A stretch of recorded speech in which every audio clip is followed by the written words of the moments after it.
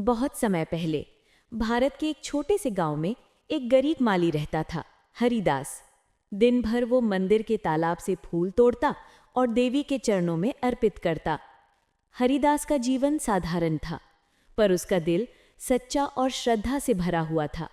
एक दिन जब सूरज धीरे धीरे उग रहा था, तालाब के जल पर हल्की धुंध तैर रही थी, हरिदास कमल के फूल तोड़ रहा था। तभी उसकी नजर पड़ी एक चमकते हुए सुनहरे कमल पर।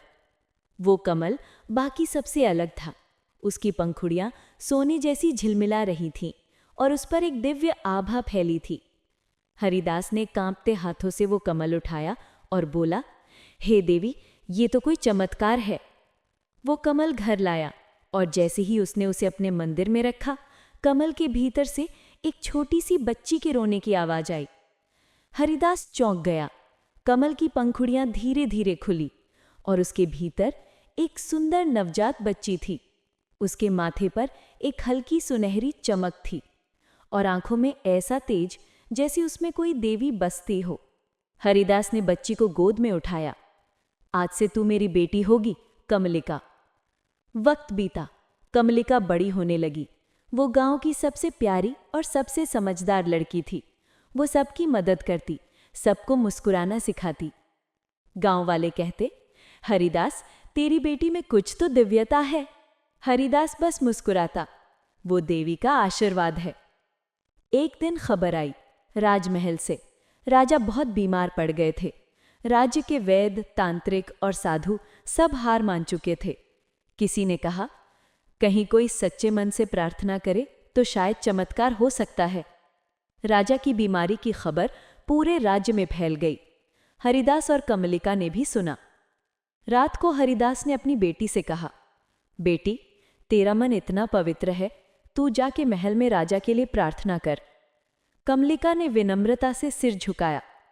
अगर मेरे मन की सच्चाई से किसी का भला हो सकता है तो मैं जरूर जाऊंगी बाबा। अगले दिन सुबह सुबह वो सादा कपड़े पहने हुए महल के द्वार पर पहुंची। पहरेदारों ने रोक लिया। कौन हो तुम? वो बोली, एक किसान की बेटी, राजा के लिए दुआ करने आई हूं। पहले तो पहरेदार हंसे, फिर किसी ने कहा, जाने दो, देख लेते हैं। कमलिका महल में पहुंची। राजा बिस्तर पर पड़े थे, आंखें बंद, शरीर ठंडा। वो धीरे से पास गई, राजा के सिर के पास बैठी, आंखें बंद की और कहा, हे परमेश्वर, अगर मेरी सच्चाई में कुछ भी शक्ति है तो इस राजा को जीवन दो। उसी क्षण उसके माथे से एक सुनहरी किरण निकली जो सीधे राजा के शरीर पर पड़ी। कुछ पल बाद राजा ने आंखें खोली। सारे मंत्री, रानी और सेवक आश्चर्य से देख रहे थे। राजा बोले, कौन हो तुम पुत्री?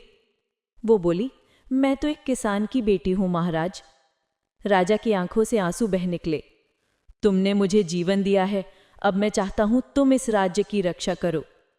राजा ने उसे राजकुमारी कमलिका घोषित कर दिया। सारे राज्य में उत्सव मनाया गया।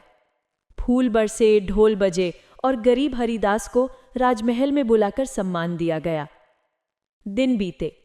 कमलिका अब राज्य की नई रानी बनी। उसने अपने शासन में किसी को भूखा नहीं रहने दिया, किसी के साथ अन्याय नहीं होने दिया। वो हमेशा कहती, राज होना जन्म से नहीं, कर्म से साबित होता है। कुछ वर्षों बाद राजा ने कमलिका से पूछा, बेटी, तू कौन है वास्तव में? कमलिका मुस्कुराई, मैं उसी कमल से जन्मी हूं जिसे मेरे पिता हर सुबह देवी को चढ़ाया करते थे। राजा ने कहा, फिर तो तू देवी का ही अंश है। कमलिका ने उत्तर दिया, नहीं महाराज, मैं बस एक इंसान हूं जिसने सच्चाई और दया को अपना धर्म बना लिया। कहानी कहती है, जिसका जन्म मिट्टी से भी हो, अगर उसके कर्म कमल की तरह पवित्र हों तो वो दुनिया की सबसे ऊंची जगह तक पहुंच सकता है। कमलिका की तरह, जिसने ये साबित किया कि कर्म ही सबसे बड़ा जादू है। जन्म नहीं, नियत इंसान को रानी बनाती है।